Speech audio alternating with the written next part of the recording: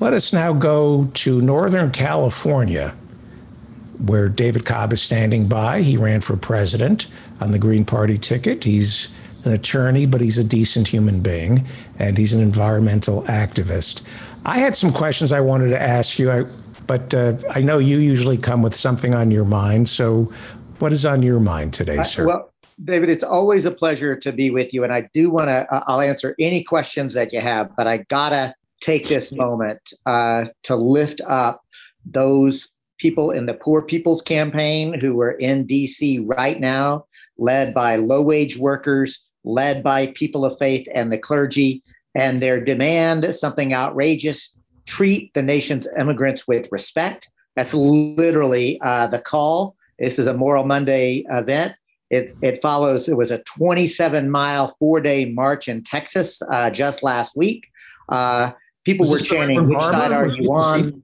The reality is that this is a movement bubbling up from the bottom and the left, demanding that the Democrats who have control of Congress and the White House to exercise their legitimate constitutional authority to protect people. But wait, there's more. The corporate media did not cover that event. And at the same time, we have a native-led uprising, not only against Line 3 in Minnesota, but has rolled in called Walking the Red Road to meet with the Secretary of the Interior. Once again, the Biden administration has it within its authority to stop that Line 3 pipeline. While I am here in Northern California, literally surrounded by wildfires raging out of control. The climate crisis is not just a crisis, it's a catastrophe, David. It's not coming, it's here and getting worse. And you've heard me time and time again. I will laud genuine progressive Democrats when they do something good. I will cheer them. But when they don't, I will jeer them. And I'm encouraging your listeners to join me in expressing our support for both the moral majority and our indigenous siblings, sisters, brothers, and Two-Spirit who are calling for an end to Line 3. Like, this is a gut check moment. It really is. Which side are you on? Okay, so if you don't mind, let's talk about Line 3, because it involves indigenous Americans First Peoples, who you are working intimately with in Humboldt. Line 3 is, as what little I know about it, it's a pipeline that would bring the dirtiest of oil to America. It's the tar sands from, where is it, Alberta? Alberta, Canada to Superior, Wisconsin. It is an expansion that would, and you're right, it's some of the dirtiest fossil fuel that there is, tar sands, 1 million barrels a day, proposed in 2014 by Enbridge. And by the way, lots of progressive Democrats were opposing it then. It will literally go through treaty territory of the Anishinaabe peoples through the Mississippi River headwaters to the shores of Lake Superior. And here's the bottom line. All pipelines spill. So Line 3 isn't about safe transportation. It's about the expansion of a dying tar sands industry. Line 3 would contribute more to climate change than the entire gross domestic product of the state of Minnesota. Minnesota's own Department of Commerce has found that the local market does not need Line 3 oil. We need to decommission the old Line 3 and transition to a renewable, sustainable economy. Like, this is our moment, David. This is not rhetoric. This is a gut check moment for us. And to see the Biden administration squander this opportunity is genuinely painful. And you've heard me quote the great political philosopher Lily Tomlin. I'll do it again. No matter how cynical I get, it's hard to keep up with these bastards. Yeah, because they just got rid of the Keystone XL pipeline. Biden got rid of the Keystone XL. And I applaud that. And did. On your show, I did. But it's hard to keep up with these bastards. What is the relationship between Keystone XL and Line 3? So it's basically the we don't need to go into the sort of the corporate shenanigans associated. I'm curious because to me, I'm not the right one to do it, is what I'm saying. So I don't know, but what I can tell you is this. What we're talking about is whether or not we're going to continue to invest in a dying fossil fuel infrastructure that we know clearly, unequivocally, is causing and exacerbating the climate catastrophe that we're living in. To me, that's the narrative, right? Like this is an opportunity to say we're going to shift away from the extractive economy, away from the kind of energy infrastructure that's destroying the ecosystem, and towards a new economic model and new infrastructure. Because that's the thing, David, the technologies exist.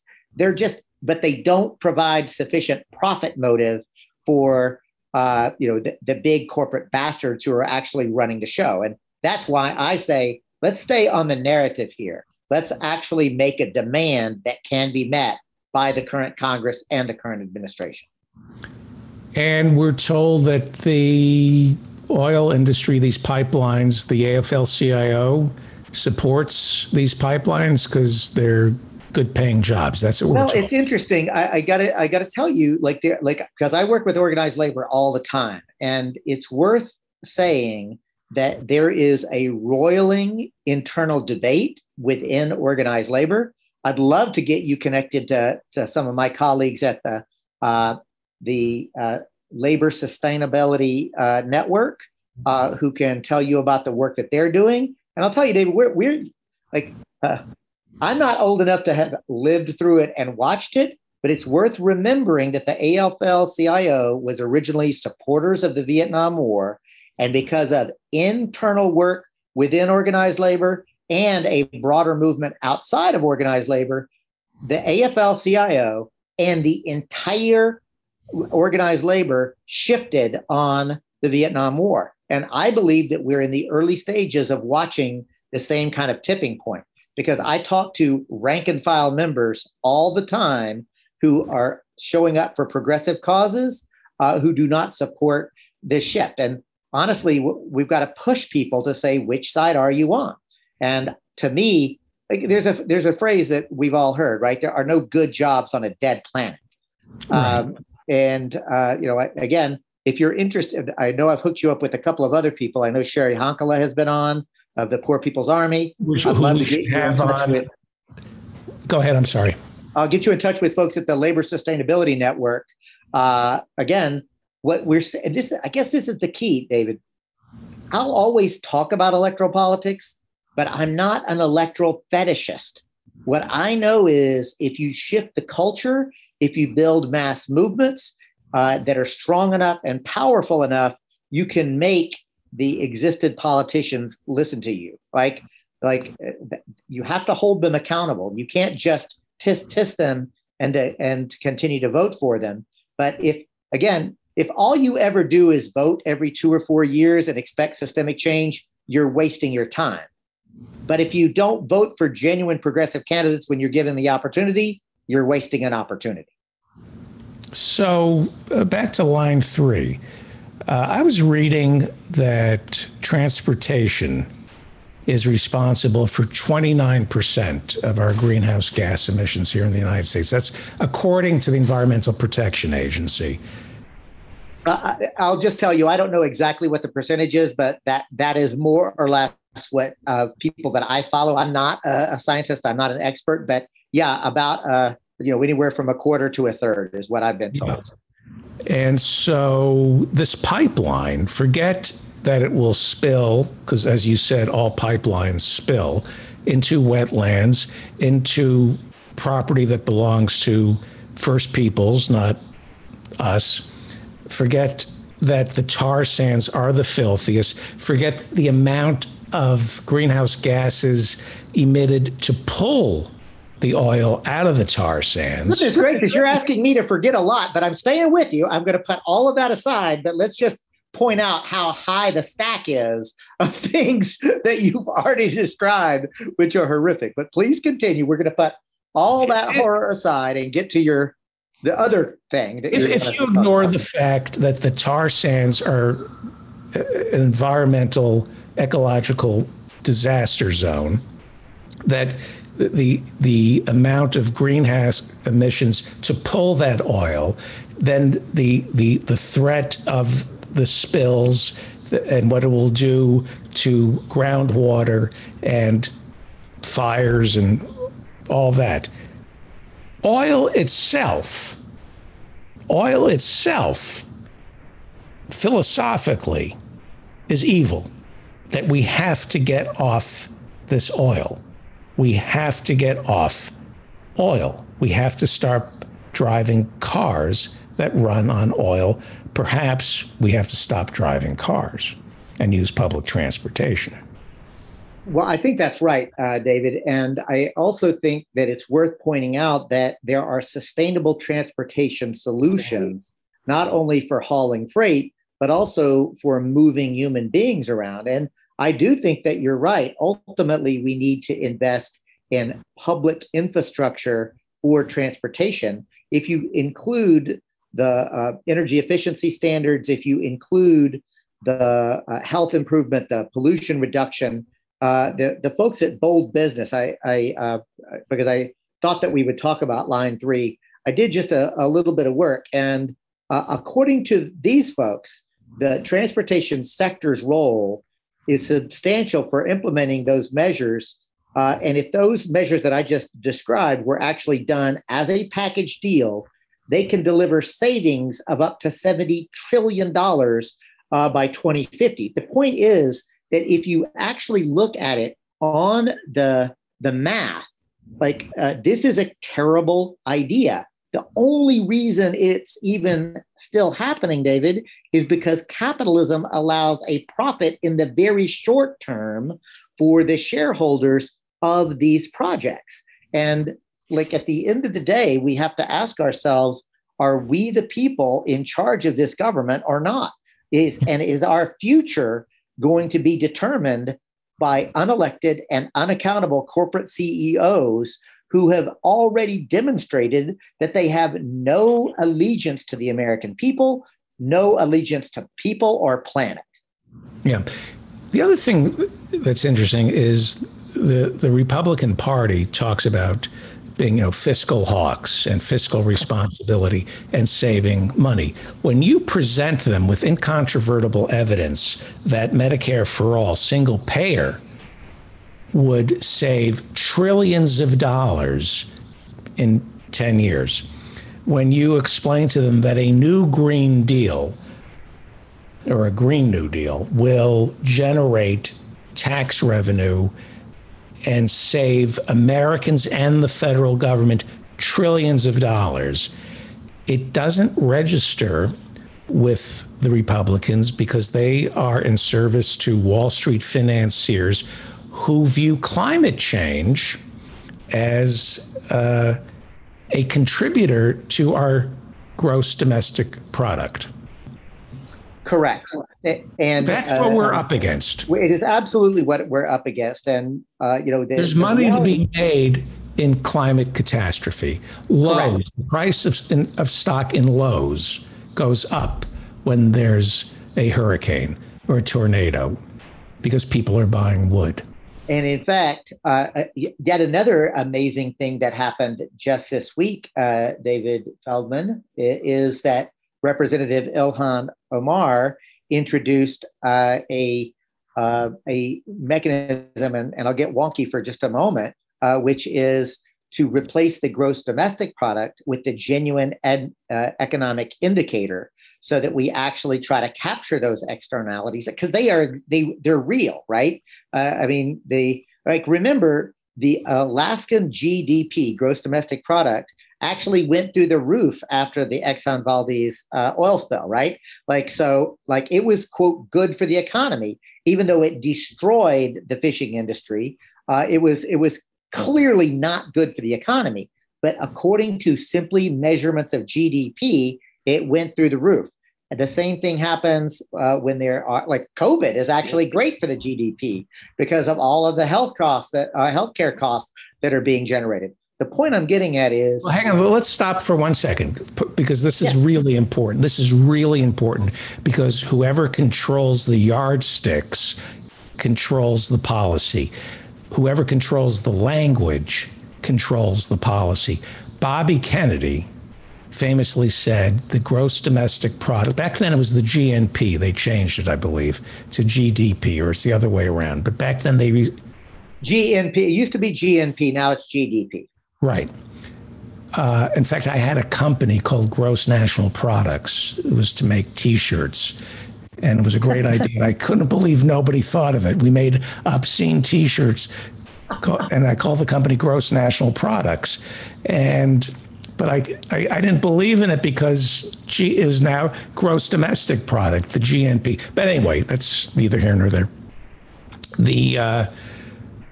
Bobby Kennedy said the gross national product measures everything except what makes life worth living. Well, that's beautiful and that's poetry. And to Bobby Kennedy, I say, you know what?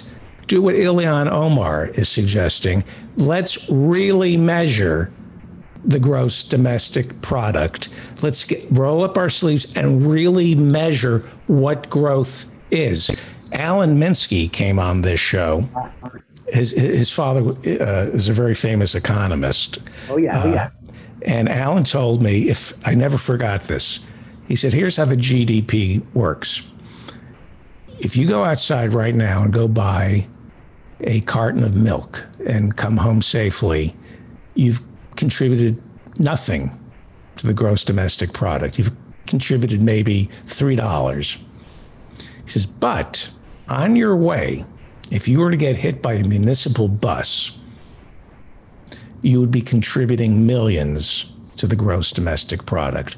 Your medical bills, because my skull is made of concrete, the damage to the bus, the insurance appraisers, the fraud that goes in from my doctors and the people who own the bus, and the lawsuits. I'm going to sue the bus driver. The bus driver is going to sue me. There were people on the bus who, oh, my neck. You're bringing millions. He says, if you want to help the gross domestic product, go get hit by a bus. That's what we're up against. That's how people measure climate change. Correct. And I'm glad that you actually made that analogy around the yardsticks and the different measurements. I did, for your listeners, viewers, and those who are watching this later, I hope that you'll be able to capture this.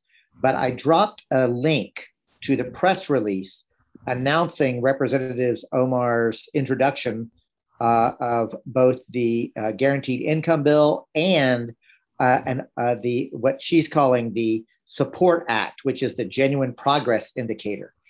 Because, like, again, this actually puts people, it holds them accountable to their stated rhetoric. It's really worth pointing out that the Republicans will constantly talk about local control until a locality is actually doing something progressive. Republicans will constantly talk about being conservative financial stewards until presented with incontrovertible evidence about the Green New Deal, or in this case the genuine progress indicator, or single payer. I mean, like, but what we have to do as progressives is actually get serious about political economy, right? We can't merely we have to both resist harms and abuses and build alternatives and shift the overall culture. So it's not either or. We actually, and I'm not saying everybody has to do all the things. If you're like, just really animated by resistance and protest, like may the goddess bless you. The Honor the Earth folks are calling for you to converge on line 3 in Minnesota, and you should do so. I went to Standing Rock, and I often say, David, even as somebody who ran for office, I ran on my arrest record, right? I've been to jail for justice. I believe in using the power of nonviolent civil disobedience. And as long as you're white, You can get away with a lot more if you're white. There's no doubt about that. And that, by the way, is what my BIPOC allies and comrades call a judicious use of privilege, right? Right. And so we definitely have to do that. And we have to support candidates. And again, I get a lot of grief from some of my Greens when I say, like Nina Turner, right? Like there are genuine progressives who are within the Democratic Party who deserve our support. But there are also unabashed neoliberals that need to be called out. And that, I think, is worth saying.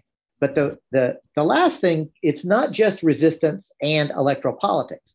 We also have to build alternatives. We have to show people, don't just tell them, but show them how we can build worker-owned cooperatives and community land trusts and participatory budgeting processes. I mean, that we could actually make democracy real, because that's actually what will inspire people. And again, like those of us who, and I consider you in this camp, those of us who are inspired by the poetry of the progressive vision, that's great. We should continue to sing to that choir. And as my grandfather, the Baptist preacher, told me, when the choir comes together, the choir wants to sing, right? So don't denigrate singing to the choir, right? But let's be clear about one thing.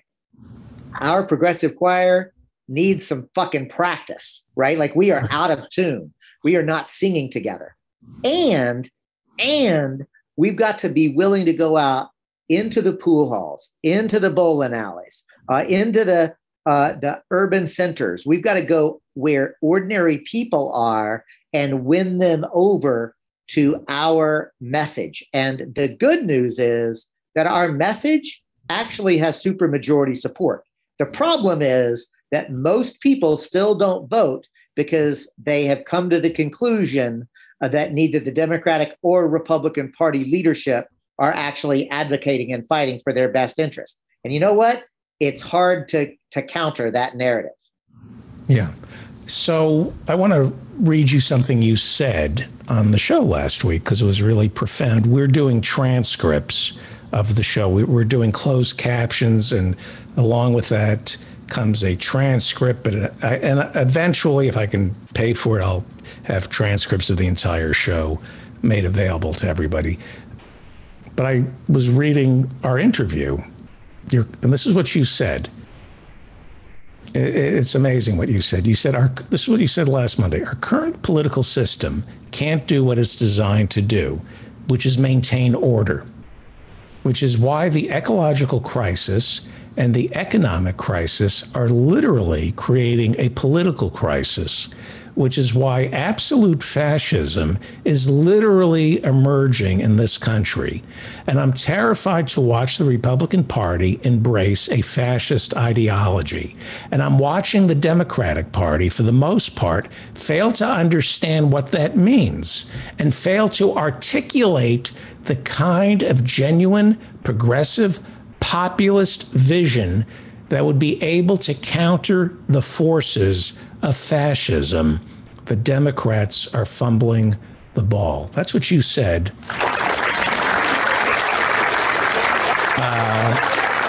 There's Dr. Harriet Fraad. We're running 10 minutes behind, but please join the conversation. That was brilliant. It's interesting to actually read what people say on the show. I'm going to try to make transcripts of these conversations available as we provide closed captioning. It's just extra work. That sums the whole problem up. Well, thank you, David. I mean, really and truly, I mean, thank you for the incredibly gracious and words of support. And when I listened to you, it's not about you, it's about what you said. When I listened to you quote me back to myself, I was like, damn, that's smart. That's it. And so thank you for that. I mean, I'm going to go back and look at that transcript and actually try to get that in a publication somewhere, because honestly, that shit deserves to be quoted.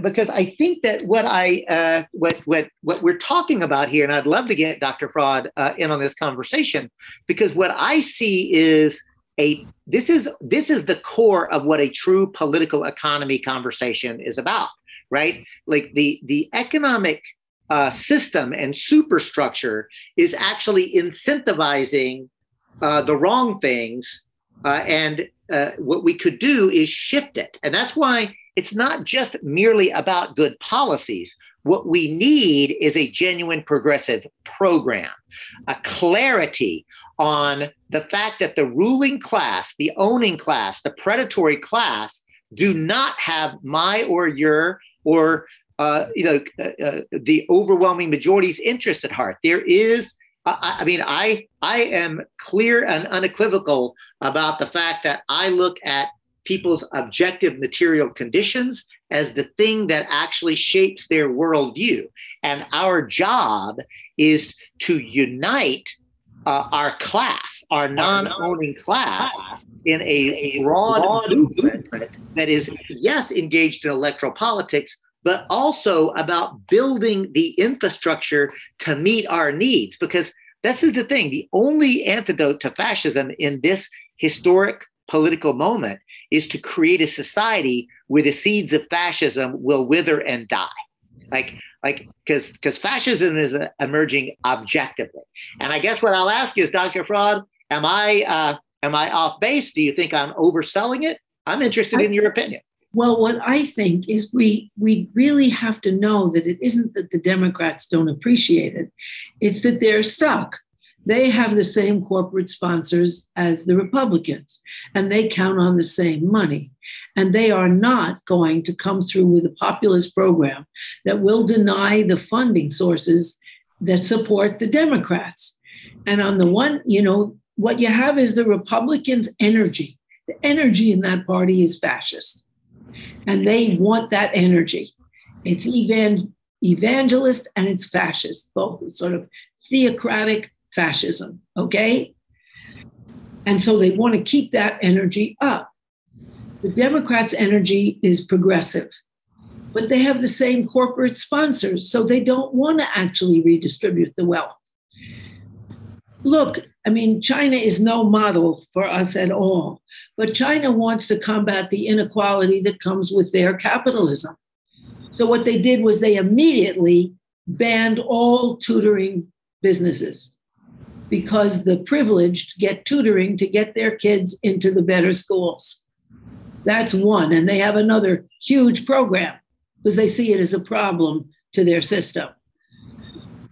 We have to have a program, but you're not going to get it through the Democratic Party that counts on corporate capitalism and won't see socialism as an alternative.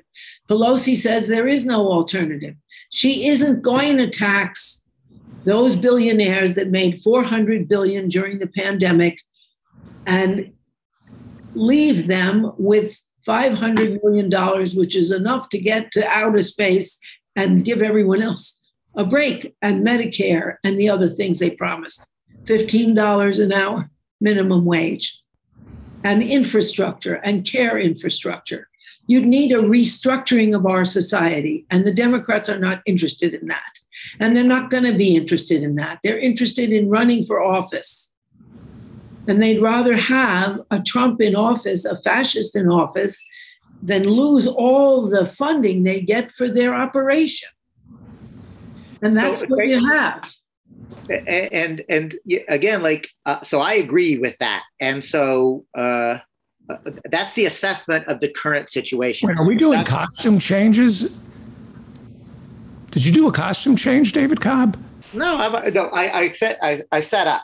I was down before. See, it's striped. Put on his tape, and he's showing us the way. Okay. Hey.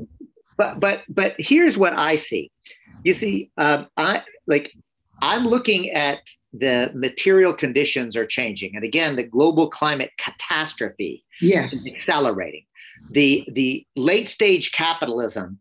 And capitalism is very adaptable. So when I say late stage capitalism, that's not to say, capitalism is going to end.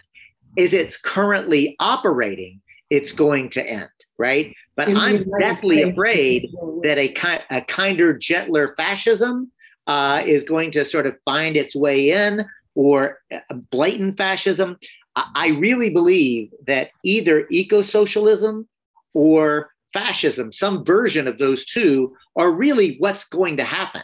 And it has to. Look, the whole country has changed.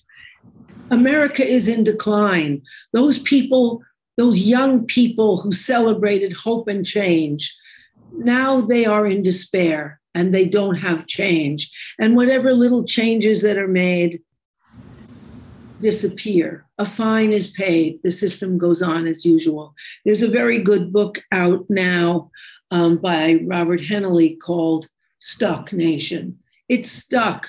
There's no going forward. That hope and change didn't happen. Despair is there. And people's personal and political and economic lives are tumbling unless they're at the top or in the top 20% that did well. So, Dr. Fraud, what I would say, again, I agree with everything you said. And let's remember that the messaging of hope and change inspired a movement, right? It is a winning narrative, right? It is. The problem is, of course, and I have to say it, that the Obama administration, because they were at their core capitalist, were not going to actually do the systemic structural changes that would actually deliver on hope and change. So I'm just trying to be candid, right? Like, I think we have to restructure this society. That restructuring has to be both political, it needs to be economic. We need a new legal system that does not merely protect property rights, but understands that human rights, like the human right to clean air and clean water and adequate health care and education, and deeper still, we've got to actually remember what our ancestors knew and what indigenous people still know, and that is that rivers and streams and fish have rights too. To be clear, I don't think a salmon has human rights. I think a salmon has salmon rights, and our legal system actually ought to respect that. It ought to respect life. We ought to be the right to life movement, the real right to life. Boy, you talk about reframing something. Yeah, all the species of the world, including ours. But we have a problem. We really need a different political structure to promise structural and economic change. It's not going to happen with the Democrats. They won't let it. They don't acknowledge socialism at all. They don't acknowledge social democracy at all. Someone like Bernie does. But I think in order to protect us from Trumpian fascism, Bernie made compromises that were a mistake. We have to have a real alternative. And young people who see the future shutting on their hands, like a car door that hurts, they are ready for a change because they have no future. You know, they were promised good jobs if they got a college degree. They're living in their parents' basements and they can't get a good job. Listen, again, I agree. And it's worth pointing out that when I say capitalism is in late stages and morphing, like you made me do earlier, David, I'm going to say, put aside the horrific exploitation and oppression of capitalism, right? Put aside the existential threat that capitalism is commodifying Mother Earth faster than she can replenish herself. I'm telling you, capitalism is going to end even if there was an entirely new planet that it could exploit. You know why? Because capitalism, in order to deliver their perceived God-given right to profit that the capitalists believe that they have, you see, that system always was designed on extracting the surplus value of the labor of the worker. But with automation, technology, robotics accelerating the way it is, this is the reason, the reason that the capitalists are now turning on the American people, what they used to do to the global South, when a prior generation were, anti-colonialists. And what I'm telling you is they're literally now turning on the American people and putting the screws to the American people because they have to. Their only way to extract they can't extract surplus value of labor anymore because they don't need labor in order to make the machines go. And that's what pisses me off. We should live in paradise right now. We Like should, literally. if we shared. However, where they do need labor, they're turning to places where they can exploit labor better. They're investing in Brazil. They're investing in Asia, where they need labor and they can get it without ecological protections and at very low costs. So if Americans want the right to life, they'll have to organize an alternative. And, you know, Obama with his hope and change, he was the one who crushed Occupy, which reintroduced class into our lexicon. We have to understand that. And I think young people will understand it. I think Generation Z understands that there's no future here. Right. Well, and the good news is that the polling data that I've seen, Dr. Fraud, says that you're right. They already do. And they have zero, like not zero, they have very little confidence or faith in either of the two major political parties. That's right. And they recognize that things need to be restructured. And the only question is whether or not we're going to be able to build that new system from the bottom and the left up fast enough as this one collapses, because we are in systems collapse. I mean, we just have to confront that. Nothing works. It's, you know, things come apart. The center cannot hold, like the way Yeats said in that poem. You know, nothing works anymore. America is declining and it's obvious. And so people have got to make choices, but then there is no left choice politically. And that has to change.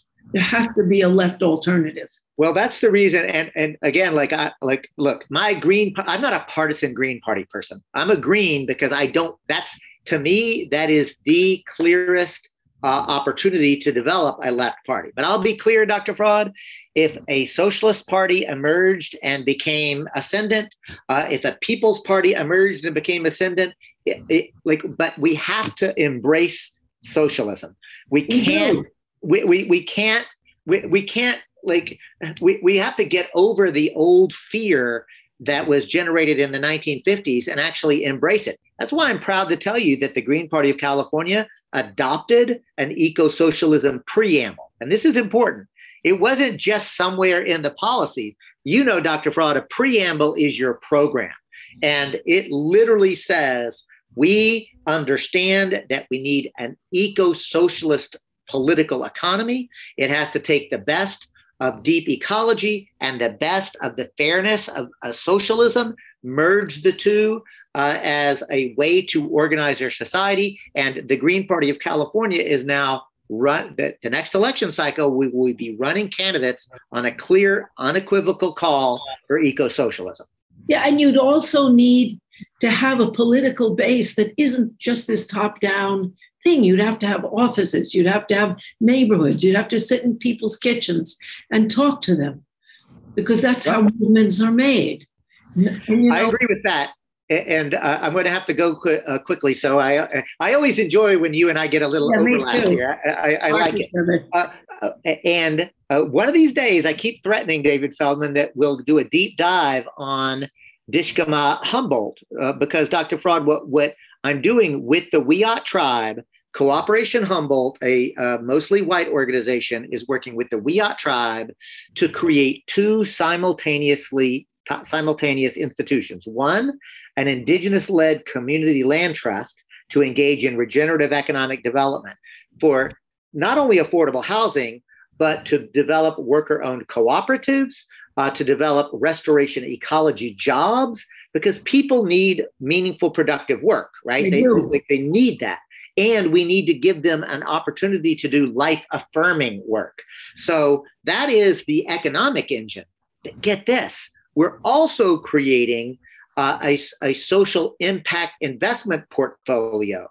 But what we're saying is, if you're a person of wealth, you should get over yourself and stop expecting a, quote, market rate of return to rape and pillage the planet.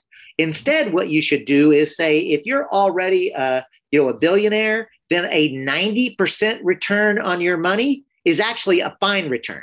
So give us $1 million and in 3 years, we'll return 900,000. So you like philanthropically, you've given 100,000, but you've also given us 900,000 of present value of money to be able to do our work. So what we're challenging the rich to do is to say, this is the path forward. Like, and you have got to give up your pathology around endless accumulation and be willing to invest in real just transition work. Yeah, I don't know how many will sign up, to tell you the truth, but we'll find out. Yeah. And what I would tell you is this, Dr. Fraud, I am absolutely anti-capitalism, but I'm not anti-capital. Of course not. We need You need capital. money to do things. Exactly. Everyone needs money. So, There's nothing wrong with money. It's the way it's used. exactly. That's the And, you problem. know, to me, money is just like a corporation, right? I'm a lawyer, and I can tell you the corporate form. You know, here's something interesting. You want to know some of the original corporations? The original corporations were the economic institutions that built the roads of the Roman Empire. You know that famous phrase, all roads lead to Rome? They were built by Roman corporations. But wait, there's more. The first hospitals, the first universities that we understand, another Latin word, the first university. So here's a pop quiz. What do roads, hospitals, and universities have in common? Public good. Here is the key. The original corporations were only allowed to exist if they facilitated and promoted the public good. And that was true in the original founding of this country, by the way. Like, there is a rich, unexamined history of understanding corporations are just a way to organize people to do work. And here's the kicker, y'all. Just like money, corporations are not inherently good or inherently bad. They are tools. And if I have a hammer in my hand and I am building a house, and David Feldman is a houseless person and he's going to live in that house. Another pop quiz, Feldman, my hammer that I'm using to build the house that you're going to live in, is that a good hammer? Yes. Okay. Now, David Feldman, I have the same hammer in my hand, but now my intent is I'm rushing you. I'm going to bash your skull in. Is that a good hammer? Most people would say yes. I would say no. All right. Here's the thing. It was a trick question. It's the same. I told you it's the same hammer. The hammer is not inherently good. The hammer is not inherently bad. It is a tool put to its appropriate use. Life affirming is a good use of the tool. A tool used destructively is a bad use of the tool. Yes, but you would really have to have a different structure in your corporation. So the CEOs would not have all the power and then give money to the people who invested. Oh, listen, Dr. Fraud. People who worked there got screwed. That's of course. Listen, do you know, by the way, that as late as the 1950s in almost every state, it was a felony to use corporate money to even try to influence an election, not just give a contribution. If you were found to have used corporate assets to try to influence electoral politics, you could be subject not just to a fine, but it would literally be a felony, a criminal offense. But wait, there's more. Corporate charters were once restricted to 5-7 years. At the end of that time, the corporate charter automatically dissolved and you had to reapply. Oh, and by the way, when you applied for a corporation, you had to prove that there was a specific reason that you should be given the privilege, not the right, the privilege to incorporate under limited liability. So when you say you need a new system, I'm in agreement with you. And what I'm telling you is that system has already been there. Those tools already exist. We just need the political will and the consciousness to understand how to use them. Well, how do you define corporation here? Well, in this case, what I would say is a corporation is just the legal fiction for how you are organizing the creation of a legal entity. Okay. Because a legal entity would be the Civilian Conservation Corps or the WPA under FDR, where people were hired directly. They didn't go through capitalist corporations.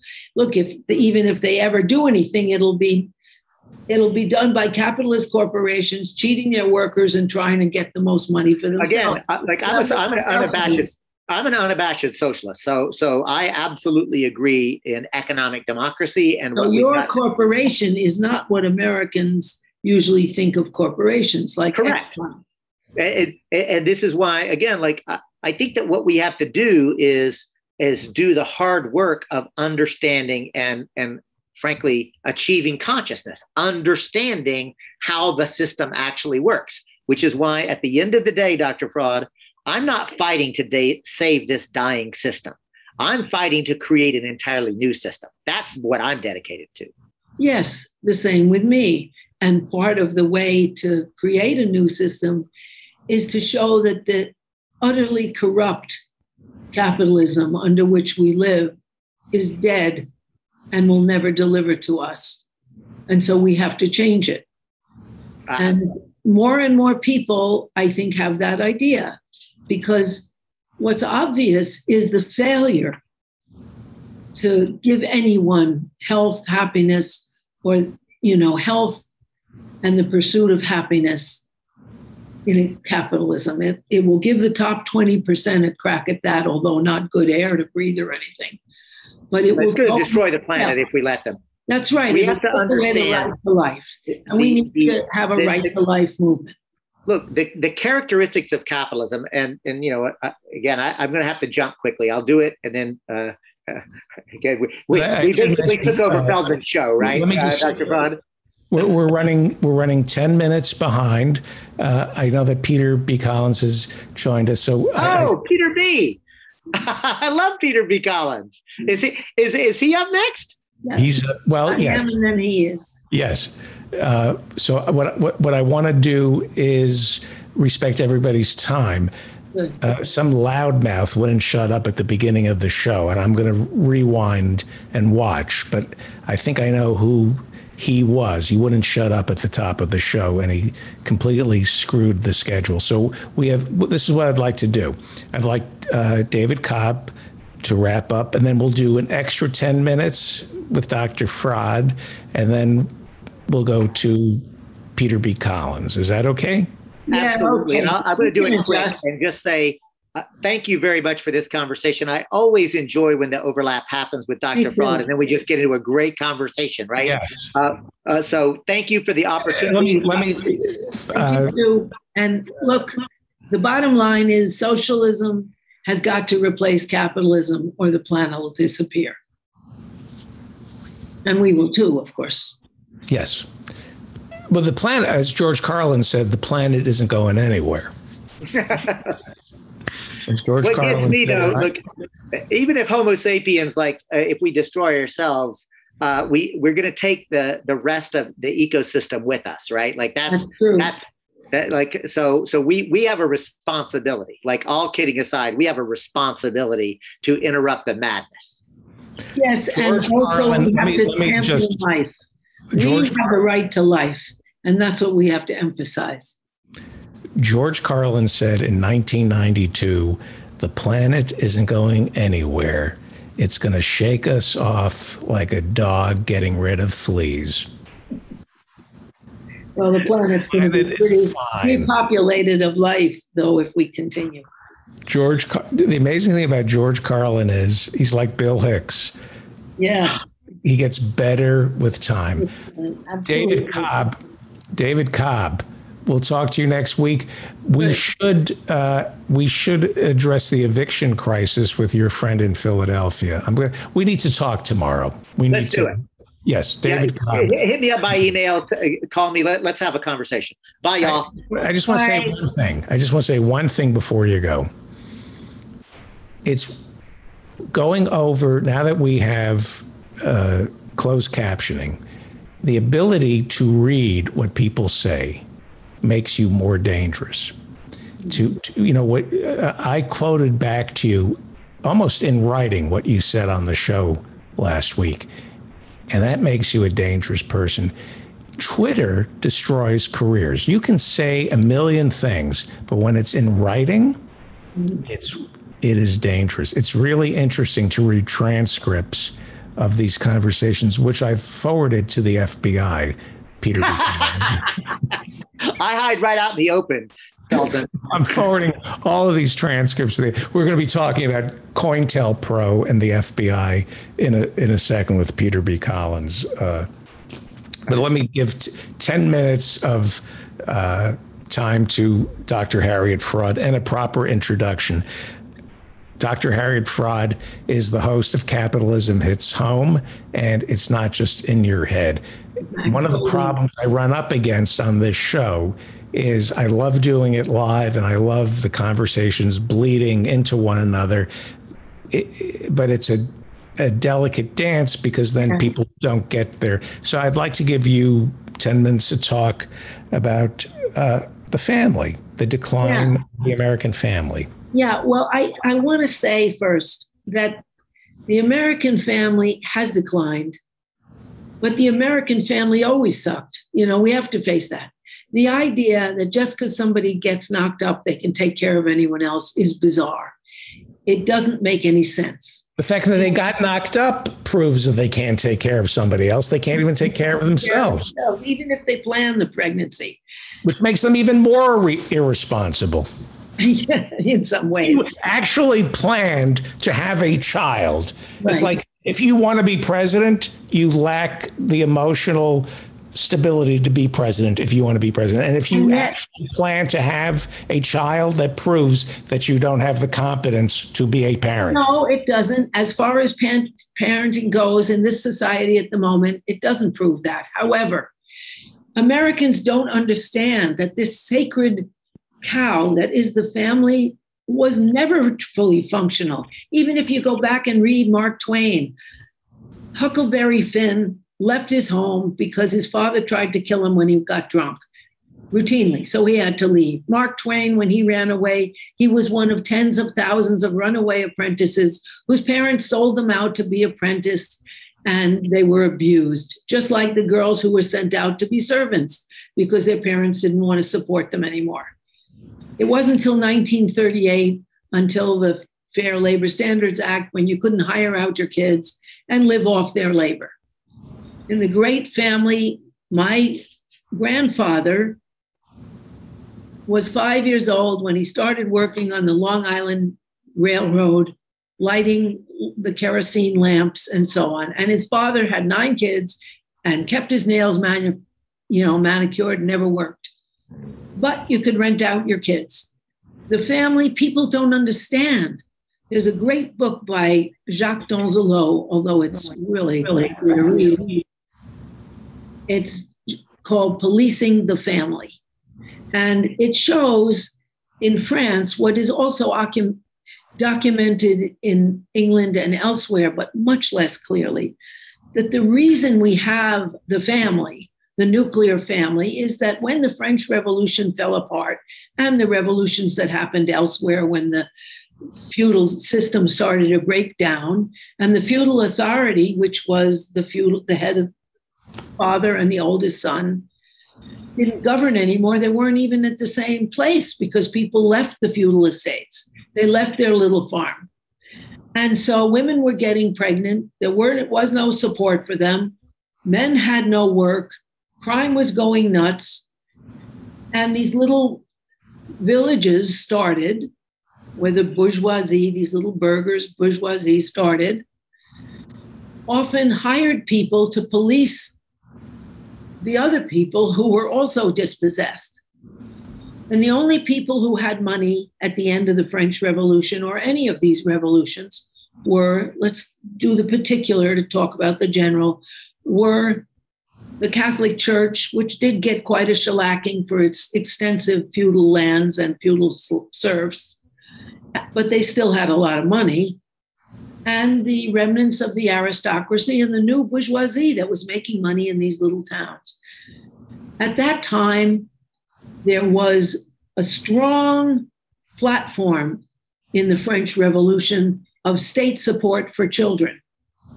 That was a very big idea, and children were very much part of the barricades in the revolution. But these 3 forces that still had the money, the aristocracy, the new bourgeoisie, and the Catholic Church thought, oh, crap, if there's state support for children, who's going to have to pay for it? Us, we're the only ones who have the money. So they founded a feudal family where the father gets to be feudal lord, the mother gets protection in pregnancy, and the kids are slaves. They're little chattel. And the way they instituted that in the mass chaos and unemployment after the revolution was they only hired people who had families that fit that description. But kids were slaves. It wasn't until 1938 that we couldn't be rented out. We couldn't rent out kids. Kids have always been mistreated. If you read the history of childhood by Lloyd DeMause, it's one disaster after another.